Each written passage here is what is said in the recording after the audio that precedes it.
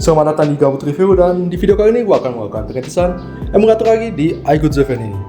Dan seperti biasa, gue nggak akan menggunakan cooler karena gue mau memperlihatkan performanya tanpa adanya alat tambahan. iQOO ZFN yang gue pegang ini yaitu adalah iQOO ZFN dengan varian yang paling rendah. Jadi kalau kalian menggunakan varian yang lebih tinggi dari HP ini, mungkin performanya bakal lebih baik dari HP yang gue pegang saat ini. Dan berikut adalah settingan yang gue pakai untuk memainkan game ini. Dan untuk akurasi levelnya gue pakai di high karena kalau akurasinya di bawah high maka gamenya nggak akan jalan. Untuk resolusinya gue kasih di set 0,75 karena kalau di atas ini IPS-nya akan terlalu rendah dan kalau di bawahnya resolusinya akan terlalu burik. Dan ini adalah driver yang gue gunakan untuk memainkan game ini. Oke, langsung saja kita masuk ke dalam gamenya. Dan sekarang gue sudah masuk ke dalam gamenya. Dan untuk loadingnya sendiri kalian bisa lihat seberapa cepat loading untuk masuk ke dalam gamenya.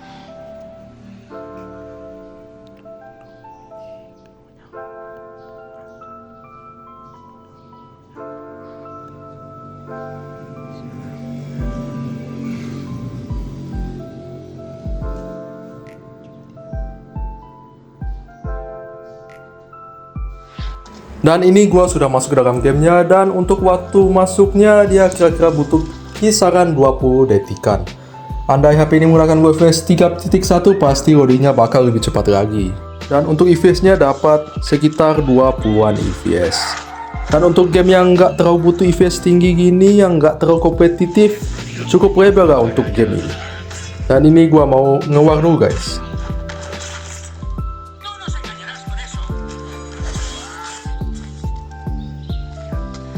Oke, dan sekarang gua udah ngaktifin monitoring suhunya. Tadi gua sempat keluar bentar karena gua lupa nyalain monitoring suhunya dan gamenya ke-close karena RAM gua kepenuhan coy. Oke, dan sekarang ini gua mau ngetes bagaimana IPS-nya ketika gua pakai nge-war di lautan, nge-war antar kapal. Karena tadi di hutan tadi IPS-nya cukup lancar lah. Dan untuk IPS-nya hanya dapat di kisaran belasan aja karena di sini lagi rusuh banget banyak kapalnya. Dan sebenarnya masih playable sih, tapi ya udah lebih berat lagi dah. Dan ini suhunya udah mulai menghangat karena ini gua udah main sekitar 10 menitan karena tadi gua lagi nge-explore di dalam hutannya.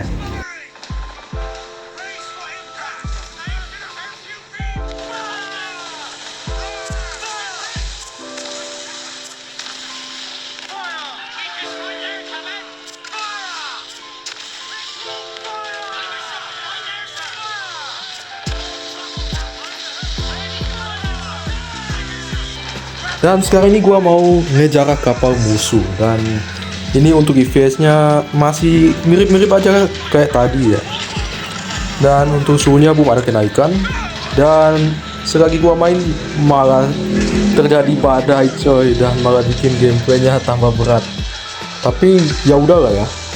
Lagian gua di sini mau ngetes IPS-nya, dan ini lagi di salah satu skenario terberatnya.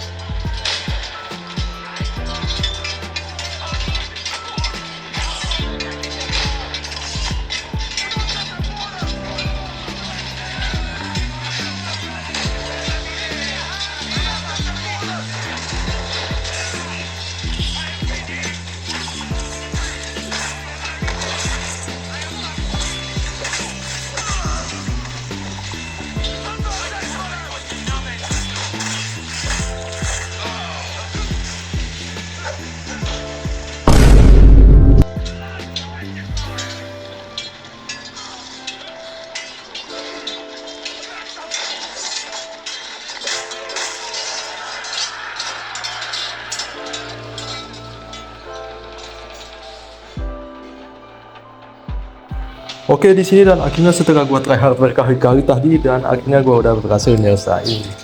Dan untuk IPS-nya dia dapat di kisaran 20-an IPS, dan untuk suhunya dia masih mirip-mirip aja sih.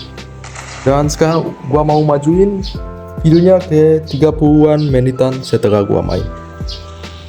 Oke, dan sekarang ini sebenarnya gua mau main sekitar 30 menitan, bahkan belum 20 menitan. Tapi di sini gua mau nunjukin gimana kondisi FPS-nya ketika lagi rusuh di benteng ini. Di sini kalian lihat NPC-nya banyak banget di map itu. Dan untuk FPS-nya mirip-mirip aja sih dari tadi. Hebat sih sebenarnya bisa ngoptimalin FPS-nya. Dan untuk suhunya dia masih stabil sih. Ini juga nilai lebih banget sih. Aku jago banget ngehandle coolingnya sih ini.